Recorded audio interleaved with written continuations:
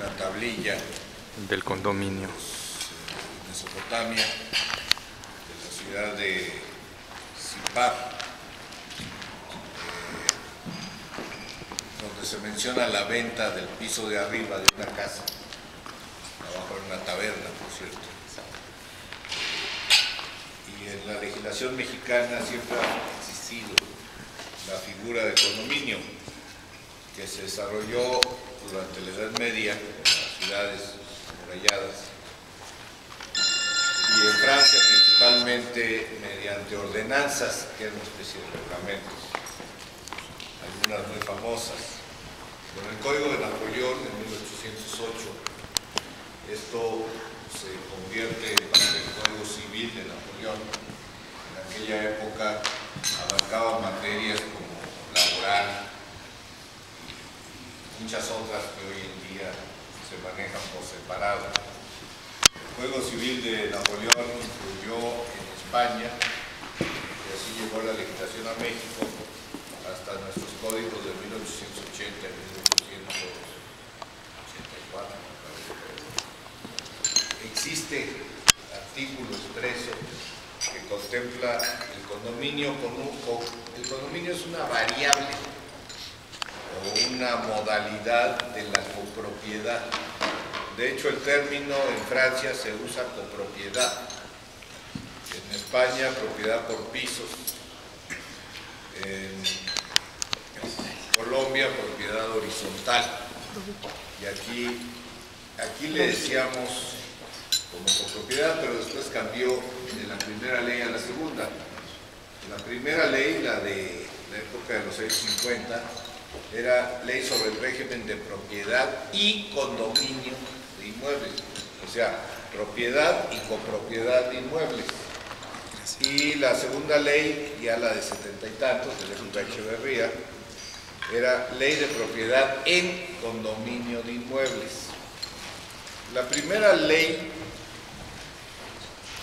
que de hecho es reglamentaria de un artículo del Código Civil de 1928, que entró en vigor en 1932, esa primera ley se hizo en un momento de crisis de vivienda. Ustedes recordarán haber leído por ahí, porque yo nací en ese año, o sea que no, por muy buena memoria que tenga, no me voy a acordar. A principios de los 40 se congelaron las rentas para evitar los aumentos que generaba la inflación, que a la vez había generado la guerra mundial. Este control de rentas fue bastante irracional, porque no tenía casi forma de hacer ajustes. Con el tiempo las autoridades se asustaron. Lo que hicieron fue dejar fuera del control de rentas los nuevos edificios, pero los que ya estaban siguieron congelados hasta los años 90 y tantos, y ahí sí presumo fue una iniciativa mía la que descongeló las rentas, siendo diputado federal.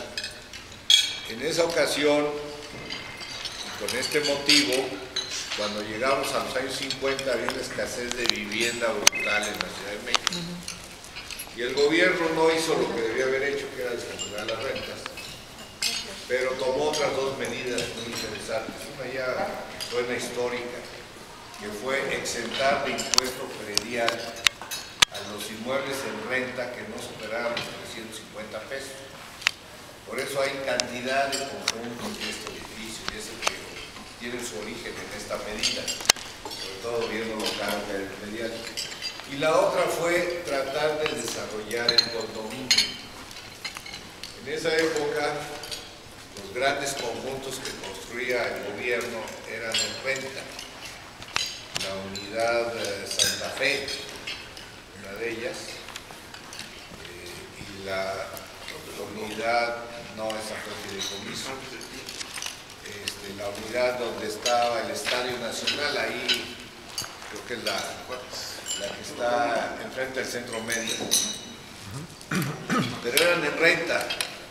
Yo conocí personas que 40 años después, 30 años después, conservaban departamentos que pagaban una cantidad que no cubría ni el gas, y el gas y la luz estaban incluidos. O unidades como la Santa Fe, que se deterioró brutalmente porque no generaban ni siquiera para el mantenimiento. En esa época fue precisamente que el gobierno tomó la decisión de no meterse más en renta. Primero usó los certificados de participación inmobiliaria de Tlatelolco, que también fueron un problema muy serio, porque en un certificado de participación inmobiliaria la propiedad se incorpora al documento mercantil prácticamente, y se negociaban sencillamente cambiando como una factura de carro, digamos. Hubo otra unidad de fideicomiso, La Esperanza, aquí en la colonia Narvarte.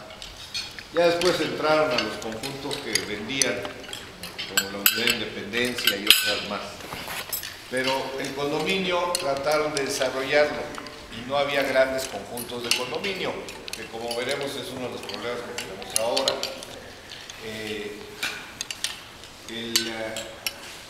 La primera ley la hicieron varios abogados distinguidos, Gustavo R. Velasco, uno de ellos, uno que fue notario, que fue padre, hijo, nieto, no Espíritu Santo, Borja, que les recomiendo ese libro de Borja.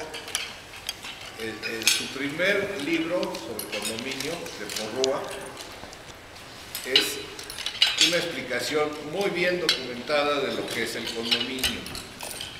Y la segunda edición, que se hizo ya muerto el licenciado Borja, contiene una serie de agregados muy interesantes y desde un punto de vista teórico prácticamente es el único libro que tenemos en México.